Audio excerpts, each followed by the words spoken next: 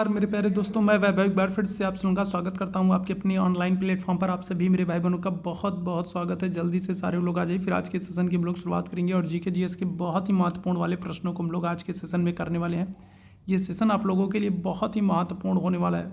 बहुत important questions को हम लोग यहाँ पर डिस्कस करेंगे जो कि आपके एग्जाम में पूछे गए हैं और आगे भी जिनके पूछे यानी कि प्रबल संभावना है निश्चित रूप से आपके एग्जाम में पूछे जाएंगे। तो महत्वपूर्ण वाले प्रश्नों को हम लोग करने वाले हैं। सभी लोग जल्दी से आ जाइएगा और एक बार सेशन को लाइक कर दिएगा, शेयर कर दिएगा। चैनल पर पहली बार होंगे तो सब्सक्राइब जरूर कर लीजिए।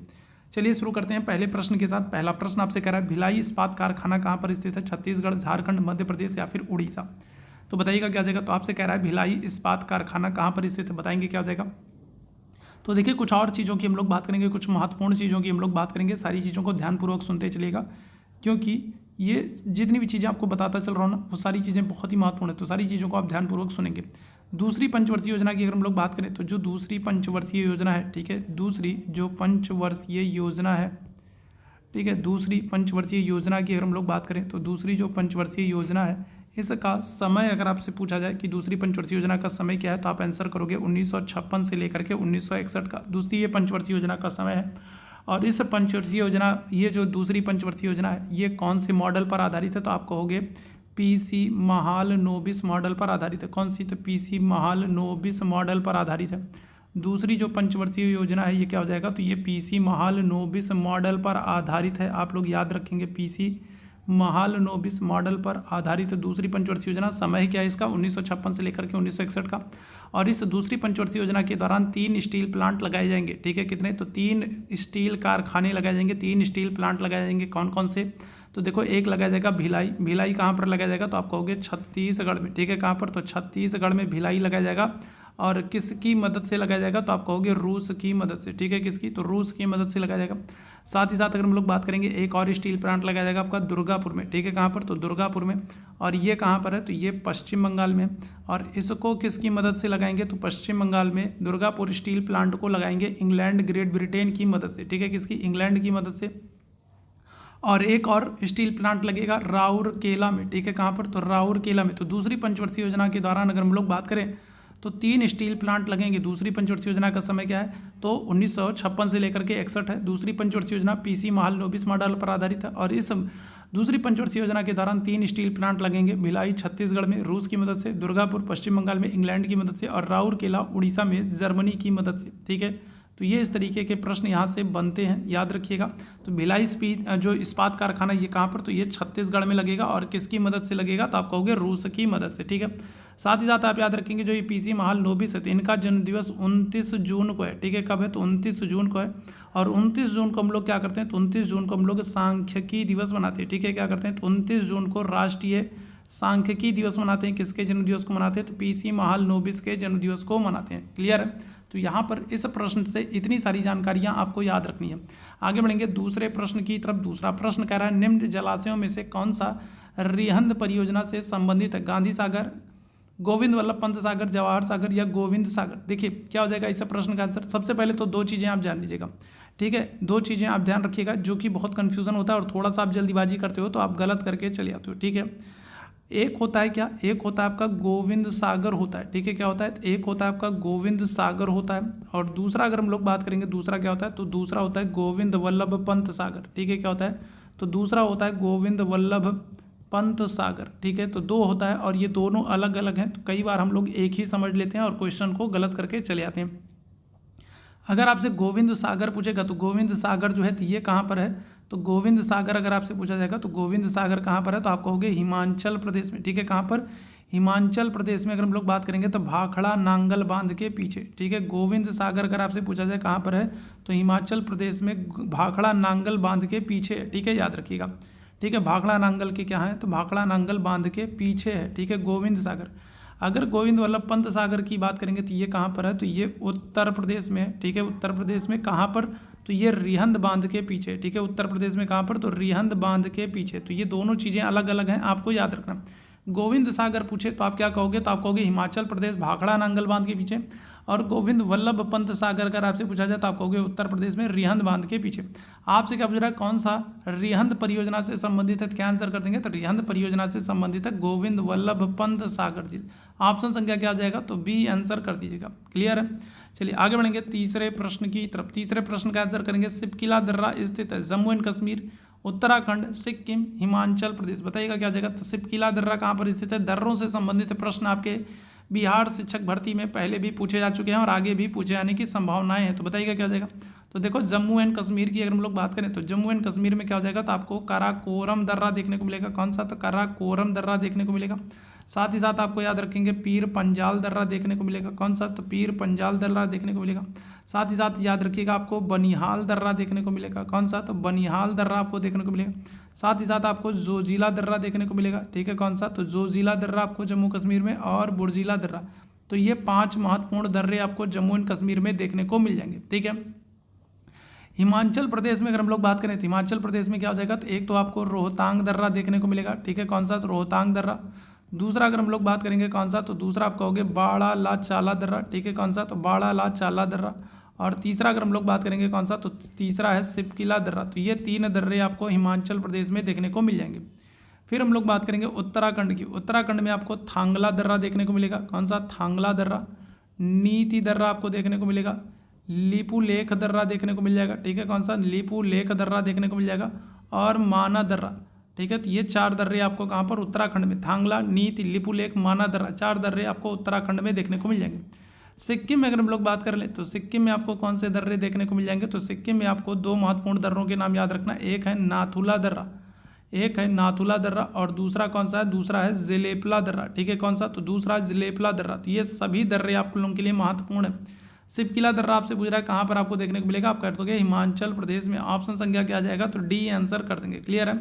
अच्छा, यहाँ पर एक बात और आप याद रखेंगे, जो ये सिपकिला दर्रा है, सिपकिला दर्रा अब नाम आया है तो याद रखिएगा यहाँ से एक प्रश्न और बन जाता है। जो ये सिपकिला दर्रा है तो यहीं से क्या होता है, यहीं से सतलज नदी भारत में प्रवेश करती है। तो ये प्रश्न भी आपसे पूछा जा सकता है। सतलज नदी जो है, सतलज नदी भारत में प्रवेश करती है। ठीक है, क्या करती है, तो सिपकिला दर्रे से सतलज नदी भारत में प्रवेश करती है। तो ये भी महत्वपूर्ण प्रश्न है, याद रखिएगा।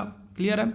चलिए आगे बढ़ेंगे तीसरे प्रश्न की तरफ। तीसरा प्रश्न है, भारत को कुल कितने कृषि जलवायु क्षेत्रों में विभाजित किया गया है। 9 है, 15 है, 12 है, 22 है। जल्दी से बताएंगे क्या हो जाएगा। तो भारत को कुल कितने कृषि जलवायु क्षेत्रों में बांटा गया है, क्या आंसर हो जाएगा। और जितने मेरे भाई बहन बाद में जुड़े हैं, आप लोगों से निवेदन है कि सेशन को आप लोग लाइक कर दीजिएगा, सेशन को आप लोग शेयर कर दीजिएगा, और चैनल पर पहली बार है तो चैनल को सब्सक्राइब ज़रूर कर लीजिएगा, ताकि जब भी हम लोग लाइव आते हैं तो उसकी नोटिफिकेशन आपको मिलती रहे। टेलीग्राम चैनल का लिंक आपको चैट बॉक्स में दिख रहा है। टेलीग्राम चैनल से जुड़ना चाहते हैं तो आप टेलीग्राम चैनल के लिंक आपको चैट बॉक्स में दिख रहा है, टेलीग्राम चैनल से आप जुड़ जाएं। और व्हाट्सअप से अगर आप हमारे साथ जुड़ना चाहते हैं तो ये हमारा व्हाट्सअप नंबर है, तो यहाँ पर मैसेज कर देंगे तो आप व्हाट्सअप पर जुड़ जाएंगे, तो आपको पर्सनली नोटिफिकेशन, पीडीएफ और बहुत सारी अपडेट्स मिलती रहेंगी। तो यहाँ पर बात करेंगे भारत को कितने कृषि जलवायु क्षेत्रों में बांटा गया, तो आंसर कर देंगे ऑप्शन संख्या सी हो जाएगा 15। ठीक है, कितने, तो भारत को कुल कितने कृषि जलवायु क्षेत्रों में, तो 15 क्षेत्रों में बांटा गया। ऑप्शन संख्या सी बिल्कुल करेक्ट हो जाएगा। आगे बढ़ेंगे अगले प्रश्न की तरफ। अगले प्रश्न का आंसर करेंगे, केंद्रीय औषधीय एवं सुगंध पौधा संस्थान कहाँ पर है। हैदराबाद में, नई दिल्ली में, भोपाल में, लखनऊ में। बताइएगा क्या जाएगा। चलिए जल्दी से सारे लोग आंसर करेंगे। तो केंद्रीय औषधीय सुगंध पौधा संस्थान कहाँ पर है, आंसर क्या होगा, हैदराबाद, नई दिल्ली, भोपाल या फिर लखनऊ। क्या आंसर कर देंगे, तो आंसर हो जाएगा आपका ऑप्शन संख्या डी, लखनऊ। अच्छा, लखनऊ के संदर्भ में आपको याद रखना है, लखनऊ की अगर बात करेंगे तो लखनऊ के संदर्भ में आपको याद रखना है, लखनऊ में औषधि अनुसंधान संस्थान है। ठीक है, कौन सा, तो अगर हम लोग बात करेंगे कौन सा, तो लखनऊ में, ठीक है, क्या है, औषधि अनुसंधान संस्थान है। ठीक है, औषधि अनुसंधान संस्थान है। साथ ही साथ आपको याद रखना है लखनऊ में विष अनुसंधान संस्थान है। साथ ही साथ याद रखना है लखनऊ में उपोष्ण अनुसंधान संस्थान है। साथ ही साथ आपको याद रखना है लखनऊ में गन्ना अनुसंधान संस्थान है। ठीक है, ठीक है, तो क्या है, तो गन्ना अनुसंधान संस्थान। ये सब आपको कहाँ पर, लखनऊ में देखने को मिल जाएंगे। औषधीय अनुसंधान संस्थान, विष अनुसंधान संस्थान, उपोष्ण अनुसंधान संस्थान और गन्ना अनुसंधान संस्थान। साथ ही साथ लखनऊ के संदर्भ में आपको याद रखना, लखनऊ जो है तो ये अपनी चिकनकारी कला के लिए फेमस है। लखनऊ जो है तो ये अपनी किसके लिए, तो ये अपनी चिकनकारी कला के लिए फेमस है, ये भी आप याद रखेंगे। ठीक है, ठीक है, तो यहाँ तक बात क्लियर है। अच्छा, अगर आपसे क्या कर ले, अगर आपसे राष्ट्रीय, ठीक है, बाकी चीज़ों को भी जान लीजिएगा। राष्ट्रीय भूभौतिकी अनुसंधान संस्थान पूछ ले, ठीक है, कौन सा? तो राष्ट्रीय भूभौतिकी अनुसंधान संस्थान अगर आपसे पूछा जाए तो राष्ट्रीय भूभौतिकी अनुसंधान संस्थान, तो आप आंसर करोगे किसको? हैदराबाद को। राष्ट्रीय भूभौतिकी अनुसंधान संस्थान कहाँ पर है? तो आप आंसर करोगे हैदराबाद। अगर आपसे पूछ ले भारतीय कृषि अनुसंधान संस्थान कहाँ पर है? अगर आपसे भारतीय कृषि अनुसंधान संस्थान पूछ ले, कृषि अनुसंधान संस्थान अगर आपसे पूछ ले कि भारतीय कृषि अनुसंधान संस्थान कहाँ पर है, तो आप आंसर क्या करोगे? आप कहोगे दिल्ली में, नई दिल्ली में भारतीय कृषि अनुसंधान संस्थान है। और अगर आपसे पूछ ले इंदिरा गांधी राष्ट्रीय मानव संग्रहालय कहाँ पर है? इंदिरा गांधी राष्ट्रीय मानव संग्रहालय कहाँ पर है? इंदिरा गांधी राष्ट्रीय मानव संग्रहालय अगर आपसे पूछ ले कि इंदिरा गांधी राष्ट्रीय मानव संग्रहालय कहाँ पर है, ठीक है, अगर आपसे ये पूछ ले इंदिरा गांधी राष्ट्रीय मानव संग्रहालय कहाँ पर है, तब आप आंसर क्या करोगे? आप कहोगे भोपाल में है। तो ये सारी चीज़ें याद रखेंगे, जो एक्स्ट्रा फैक्ट्स आप लोगों को बता रहा हूँ वो सब आप याद रखेंगे, आपके एग्जाम के लिए महत्वपूर्ण है, अत्यंत महत्वपूर्ण है। आगे बढ़ेंगे अगले प्रश्न की तरफ। अगले प्रश्न का आंसर करेंगे केंद्रीय खाद्य प्रौद्योगिकी अनुसंधान संस्थान कहाँ पर है? बताइएगा क्या जाएगा? तो केंद्रीय खाद्य प्रौद्योगिकी संस्थान कहाँ पर है? क्या आंसर करेंगे? नई दिल्ली में, इलाहाबाद में, मैसूर में, लखनऊ में। खाद्य प्रौद्योगिकी अनुसंधान संस्थान कहाँ पर है? चलिए जल्दी से सारे मेरे भाई आंसर करेंगे, क्या जाएगा? केंद्रीय खाद्य प्रौद्योगिकी अनुसंधान संस्थान। तो आंसर कर दोगे ऑप्शन संख्या सी हो जाएगा, मैसूर में, ठीक है, कहाँ पर? मैसूर में, ठीक है। अगर आपसे भारतीय मौसम विज्ञान संस्थान पूछ ले, क्या कर ले? अगर आपसे क्या कर रहा हूँ मैं भाई, अगर आपसे क्या कर ले, अगर आपसे, ठीक है, क्या कर ले, अगर आपसे भारतीय मौसम विज्ञान संस्थान पूछ ले, ठीक है, क्या कर ले? भारतीय मौसम विज्ञान संस्थान पूछ ले, तब आप आंसर क्या करोगे? तो आप आंसर करोगे नई दिल्ली, ठीक है, क्या है? तो भारतीय मौसम विज्ञान संस्थान ये कहाँ पर है? तो यहाँ पर करोगे कहाँ पर? तो नई दिल्ली में, याद रखिएगा कहाँ पर? तो नई दिल्ली में भारतीय मौसम विज्ञान संस्थान है, ठीक है। साथ ही साथ भारतीय कृषि अनुसंधान संस्थान जो है, ठीक है, क्या है? तो जो कृषि अनुसंधान जो संस्थान है, तो ये भी आपका कहाँ पर है? तो ये भी आपका दिल्ली में है। केंद्रीय कृषि अनुसंधान संस्थान और भारतीय मौसम विज्ञान संस्थान दोनों आपको दिल्ली में देखने को मिलेगा। खाद्य प्रौद्योगिकी अनुसंधान संस्थान आपको मैसूर में देखने को मिलेगा। और लखनऊ में तो आप लोगों को बता ही चुका हूँ, विष अनुसंधान, औषधीय अनुसंधान, उपोष्ण अनुसंधान, गन्ना अनुसंधान, ये सब आपको लखनऊ में देखने को मिल जाएगा। आगे बढ़ेंगे। निम्न में से भारत में कपास की खेती के लिए आदर्श मिट्टी है? जलोढ़ मिट्टी, लाल मिट्टी, लेटराइट मिट्टी, काली मिट्टी। क्या जाएगा? कपास की खेती के लिए महत्वपूर्ण मिट्टी कौन सी होती है? क्या आंसर कर देंगे? तो ऑप्शन संख्या सी हो जाएगा, काली मिट्टी। काली मिट्टी जो है इसको देखिएगा रेगूर भी कहते हैं, ठीक है, क्या करते हैं? इसको रेगूर मिट्टी भी कहते हैं। और इसका निर्माण जो है वो ज्वालामुखी की चट्टानों से होता है, लावा से होता है, इसलिए इसको लावा मिट्टी भी कहते हैं। और इसमें पानी की आवश्यकता बहुत कम होती है, ठीक है, ध्यान रखिएगा। इसमें जो सूखने पर, काली मिट्टी सूखने पर बड़ी बड़ी दरारों में फट जाती है, ठीक है। क्या होता है? विशेषता के आधार पर भी आपसे पूछा जाता है। तो बड़ी बड़ी दरारें आपको इसमें, बड़ी बड़ी दरारें आपको काली मिट्टी में देखने को मिलती है। और इन बड़ी बड़ी दरारों के माध्यम से वर्षा का जल जो है वो मिट्टी में अधिक गहराई तक पहुंच जाता है, जिसकी वजह से काली मिट्टी को जुताई करने की आवश्यकता बहुत कम होती है। इसलिए इसे स्वतः जुताई वाली मिट्टी भी कहते हैं, ठीक है, क्या करते हैं? तो इसको स्वतः जुताई वाली मिट्टी भी कहते हैं, ठीक है, क्या करते हैं? तो स्वतः जुताई वाली मिट्टी भी कहते हैं, याद रखिएगा, स्वतः जुताई वाली मिट्टी भी कहते हैं। काली मिट्टी में बड़ी बड़ी आपको दरारें देखने को मिलती है, इसको रेगूर मिट्टी भी कहते हैं, ज्वालामुखी लावा मिट्टी भी कहते हैं। कपास के लिए महत्वपूर्ण होती है, इसलिए इसको कपासीय मिट्टी भी कहते हैं। काली मिट्टी को क्या करते हैं? कपासीय मिट्टी भी कहते हैं, ठीक है। अच्छा, अगर हम लोग बात करें तो देखो ये अपना प्यारा भारत है, ठीक है, अगर हम लोग बात करें तो ये अपना क्या है? तो ये अपना प्यारा भारत है। और इस प्यारे भारत में अगर हम लोग बात करें कि काली मिट्टी किस क्षेत्र में सबसे अधिक क्षेत्र पर पाई जाती है, तो ये वाला जो क्षेत्र आपको देखने को मिल रहा है, ठीक है, ये वाला जो क्षेत्र है, तो ये क्या है? तो ये काली मिट्टी वाला क्षेत्र है, याद रखिएगा। भारत में इस क्षेत्र में क्या होता है? काली मिट्टी पाई जाती है, याद रखेंगे, ठीक है। क्या होगा? तो भारत में इस क्षेत्र में काली मिट्टी पाई जाती है। आगे बढ़ेंगे अगले प्रश्न की तरफ। अगले प्रश्न का आंसर करेंगे, धान का खैरा रोग किस तत्व की कमी से होता है? बताइएगा, चलिए बताइएगा। तो धान का खैरा रोग किसकी कमी से होता है? नाइट्रोजन की, लोहे की, जिंक की या फिर पोटास की? बताइएगा क्या हो जाएगा? धान का खैरा रोग किसकी कमी से होता है? चलिए जल्दी से बताएंगे क्या हो जाएगा। धान का खैरा रोग किसकी कमी से होता है? नाइट्रोजन की, लोहे के, जिंक के या फिर पोटास के? इस प्रश्न का आंसर करेंगे सभी लोग। क्या हो जाएगा? तो धान का जो खैरा रोग होता है ये जिंक की कमी से होता है। ऑप्शन संख्या क्या करोगे? तो सी आंसर कर दोगे, ठीक है। अच्छा, अगर हम लोग बात कर लें तांबा जो होता है, तांबे में अगर हम लोग बात कर लें क्या कर दोगे? जिंक अगर मिला देते हो, अगर तांबे में जिंक मिला देते हो तो फिर क्या हो जाएगी, तो पीतल मिश्र धातु बन जाती है। क्या हो जाती है, तो पीतल मिश्र धातु बन जाती है। और अगर हम लोग तांबे में क्या करते हैं, अगर हम लोग तांबे में टिन मिला दें तो फिर क्या हो जाएगी, तो फिर कांसा मिश्र धातु बन जाती है। ये प्रश्न प्रीवियस ईयर में आपसे पूछा गया है।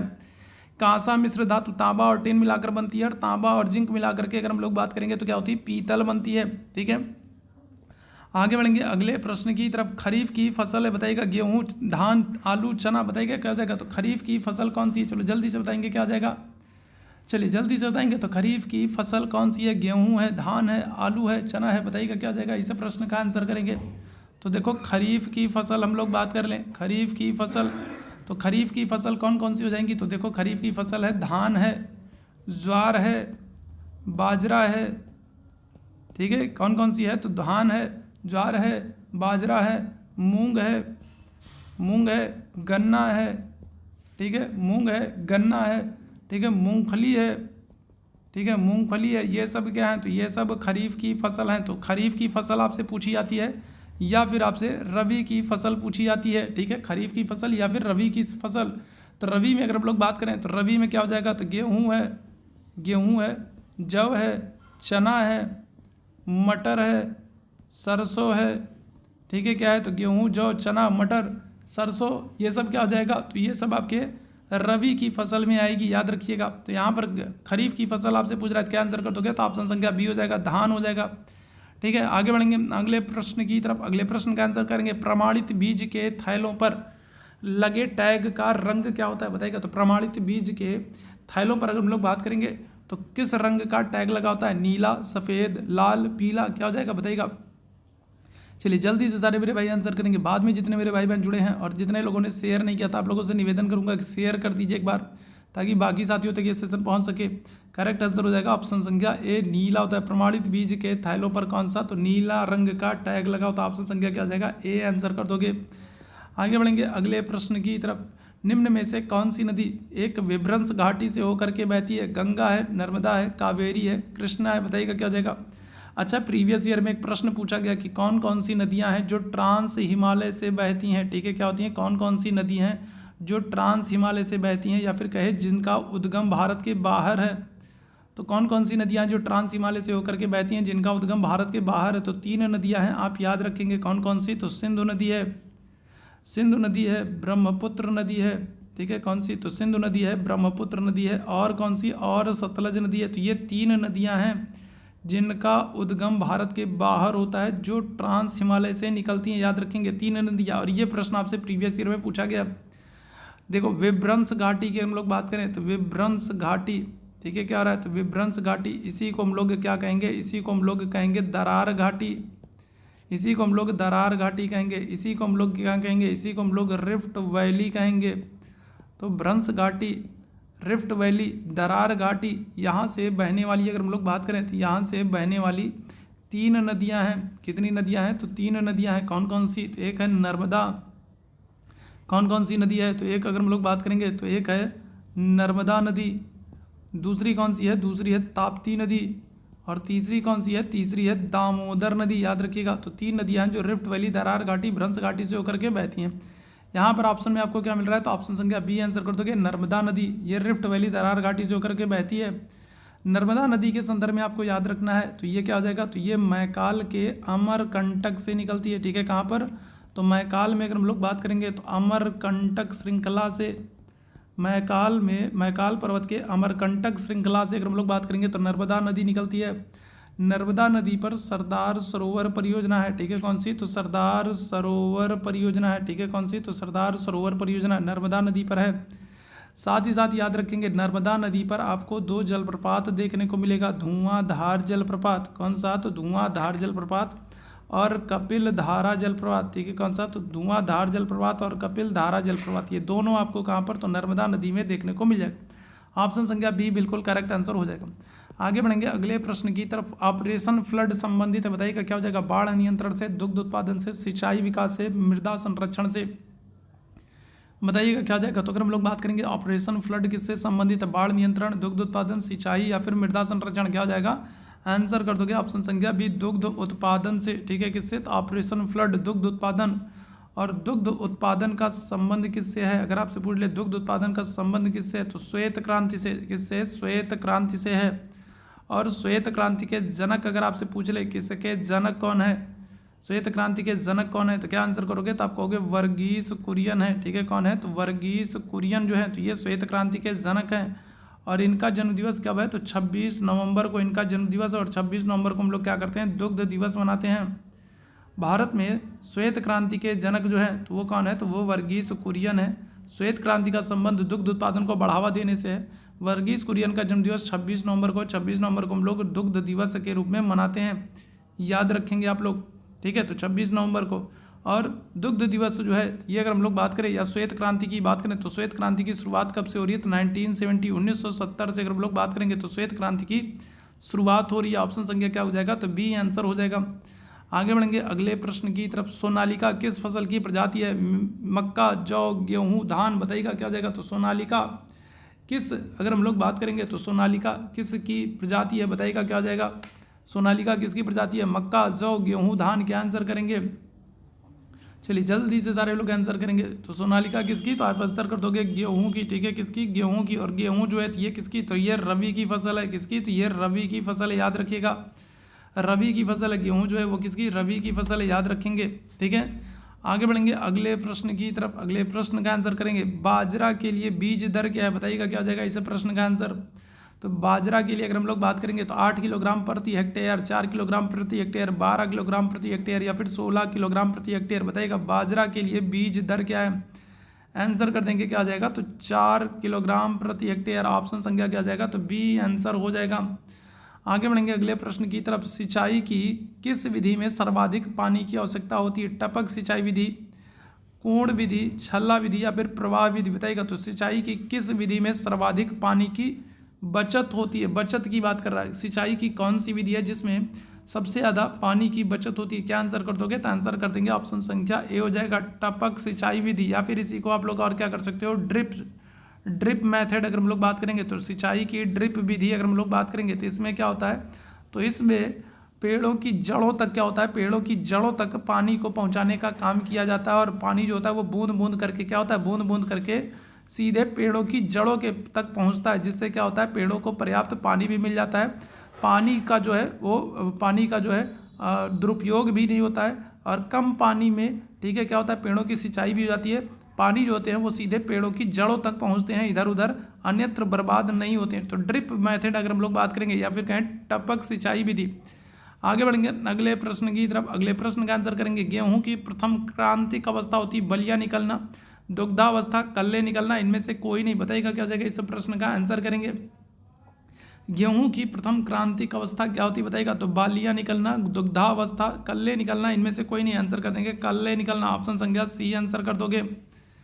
अगले प्रश्न की तरफ चलेंगे। अगले प्रश्न का आंसर करिएगा। अल्फांसो एक प्रचलित किस्म है किसकी? नाशपाती की, केले की, आम की, सेब की। बताइएगा क्या हो जाएगा?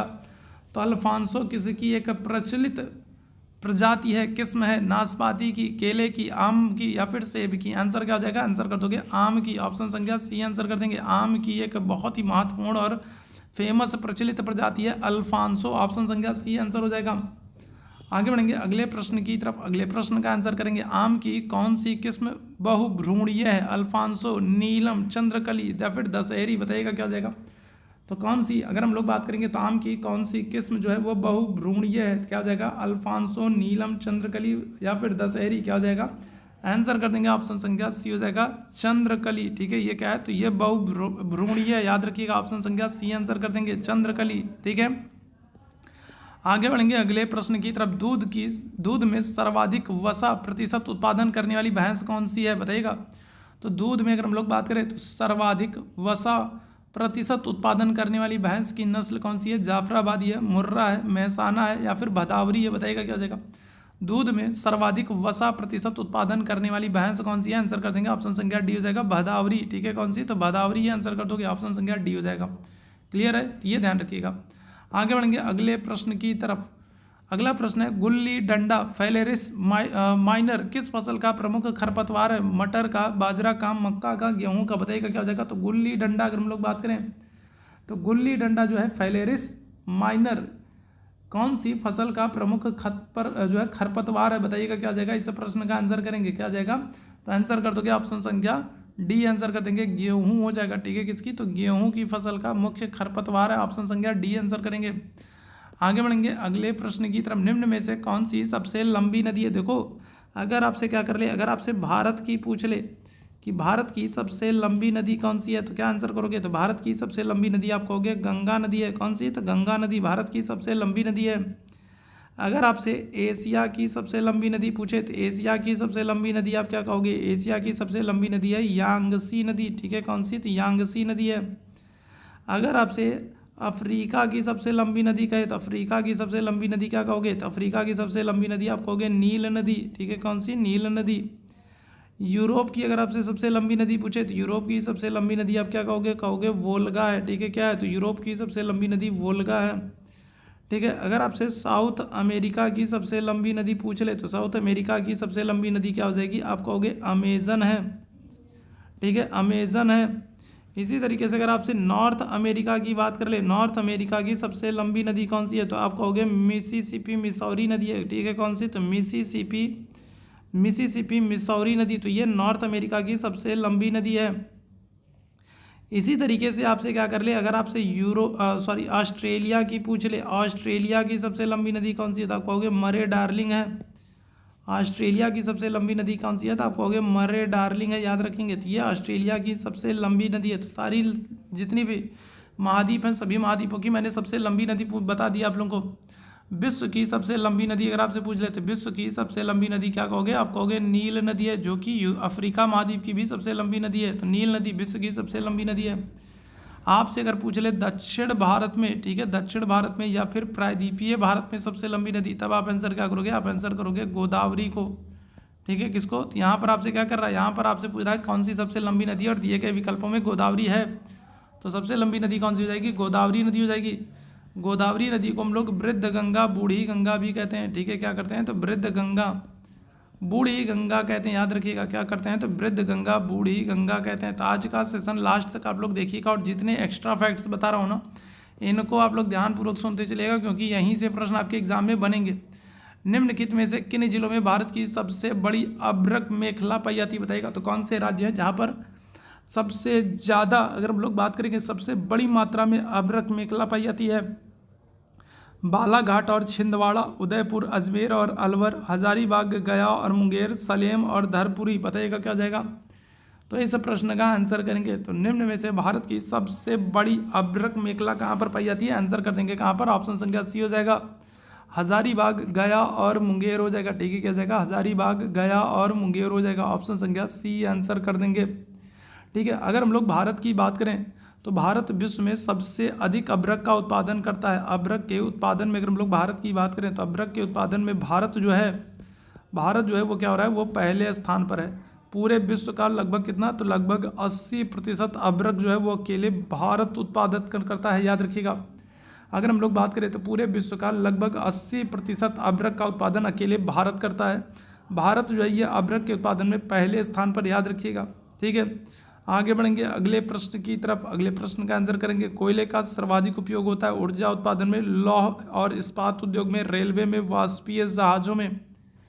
तो कोयले का सबसे ज़्यादा अधिक उत्पाद कहाँ पर होता है, बताइएगा। तो सबसे ज़्यादा उपयोग जो है कोयले का कहाँ पर होता है। देखो कोयले की अगर हम लोग बात करेंगे तो कोयले में भी सबसे उत्तम जो कोयला होता है उसको आप क्या कहते हो, सबसे अच्छा जो उत्तम जो कोयला होता है उसको आप कहते हो क्या, सबसे उत्तम जो कोयला होता है। तो सबसे उत्तम कोयले को आप क्या कहते हो, तो इसको आप कहते हो एंथ्रेसाइट करते हो। ठीक है, क्या करते हो, इसको आप एंथ्रेसाइट कहते हो, याद रखिएगा। सबसे उत्तम जो कोयला होता है वो क्या होता है, तो आप आंसर करोगे क्या, एंथ्रेसाइट होता है, याद रखिएगा।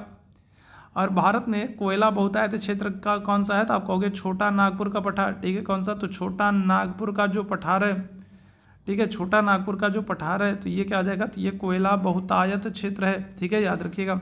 अच्छा, जरा छोटा नागपुर के पठार की हमें मुझे सर्वोच्च शिखर बताओ क्या होगा। तो छोटा नागपुर के पठार का, ठीक है, क्या करना है, तो छोटा नागपुर के पठार का आपको, ठीक है, सर्वोच्च शिखर बताना है। बताइएगा क्या जाएगा, छोटा नागपुर के पठार का सर्वोच्च शिखर क्या है, चलिए जल्दी से मुझे बताइएगा।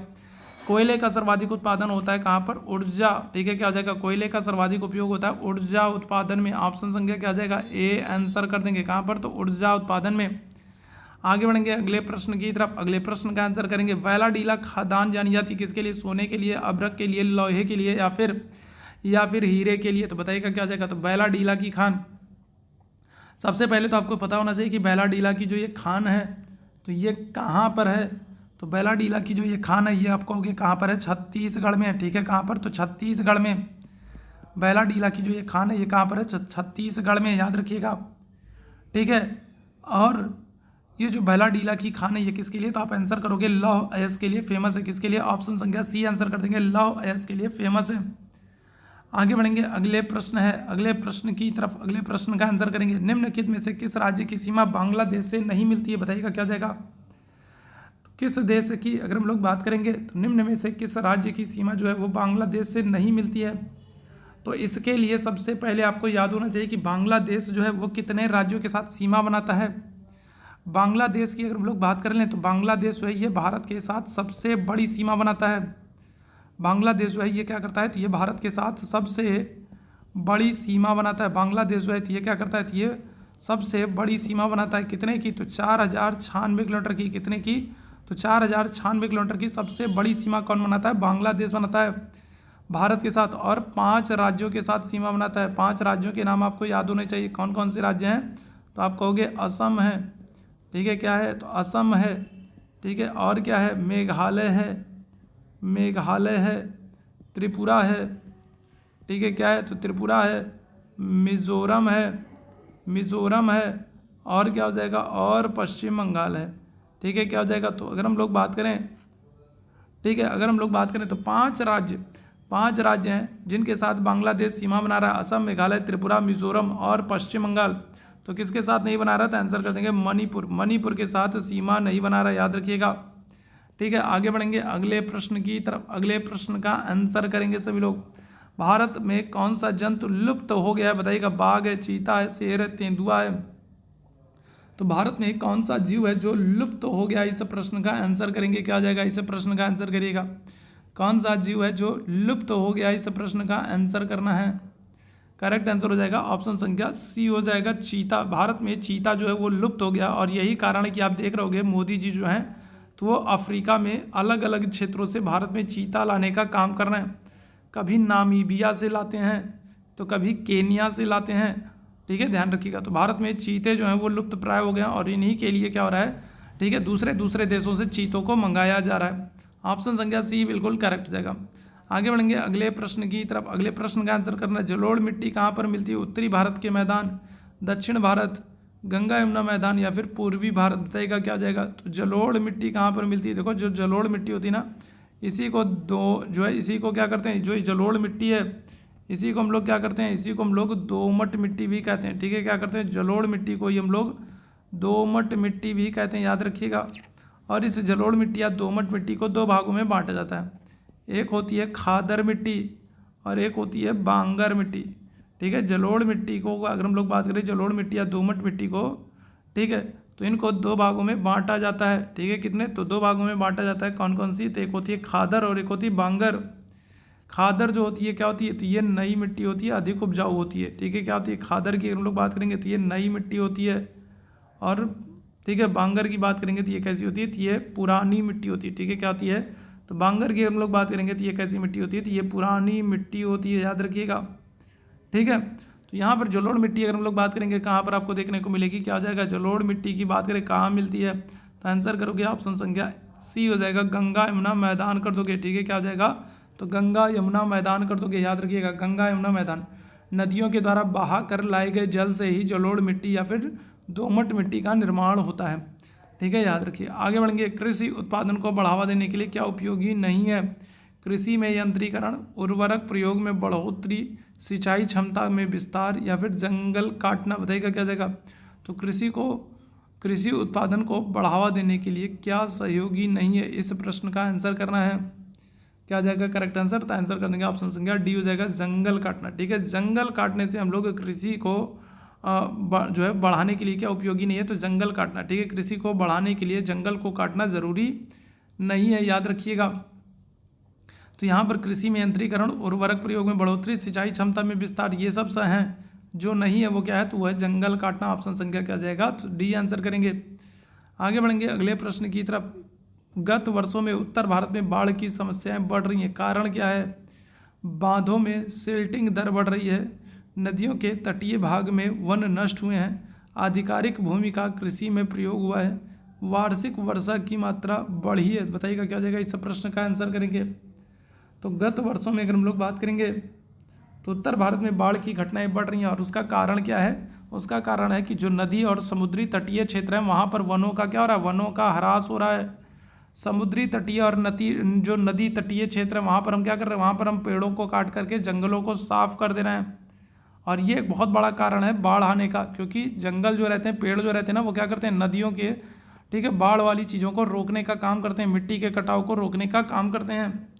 बिहू नृत्य भारत के किस राज्य में है, अंडमान निकोबार, अरुणाचल प्रदेश, असम या फिर छत्तीसगढ़। बताइएगा बिहू नृत्य भारत के किस राज्य में है, क्या आंसर हो जाएगा। तो आंसर कर देंगे ऑप्शन संख्या सी हो जाएगा, असोम हो जाएगा। ठीक है, कहाँ पर, असोम में। असोम के संदर्भ में आपको याद रखना है कि असोम में आपको काजीरंगा और मानस देखने को मिलेगा। ठीक है, कौन है, तो काजीरंगा और मानस आपको देखने को मिलेंगे असम में।